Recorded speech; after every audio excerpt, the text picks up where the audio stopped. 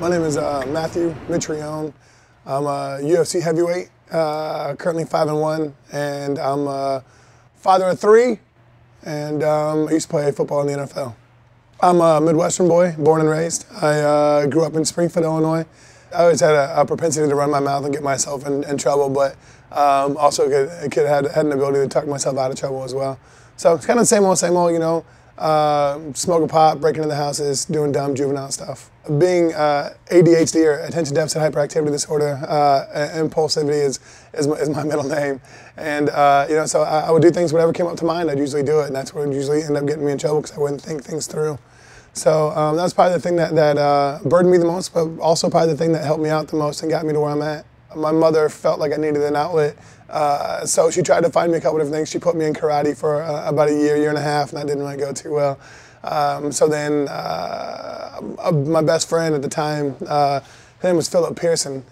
He was a foster child, and a coach at a local Catholic high school adopted him. And that pretty much started my path to starting to play football. And he and my mother met and ended up talking, and then ended up being on the teams that kind of fed my way up to him.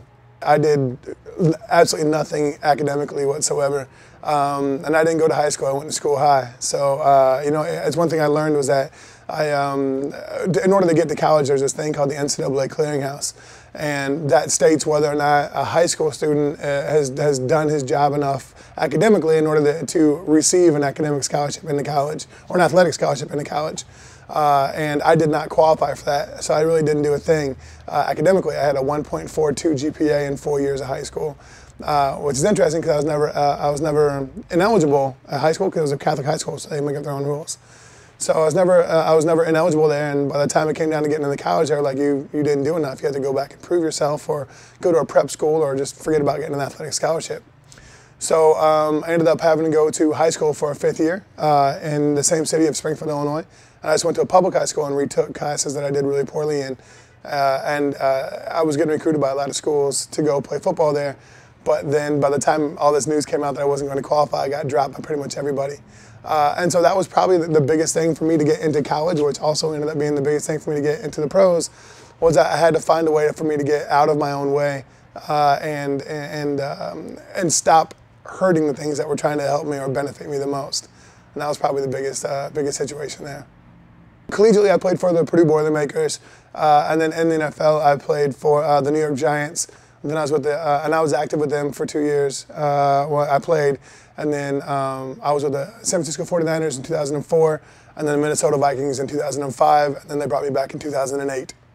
I always knew that when I was younger I was going to play in the NFL, but I was injured. I broke my foot in college my senior year, and a lot of teams were really skeptical on me whether it was ever going to heal. It could have been career-ending.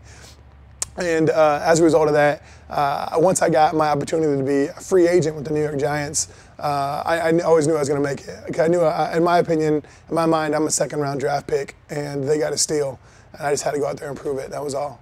The feeling of playing in the NFL was lovely.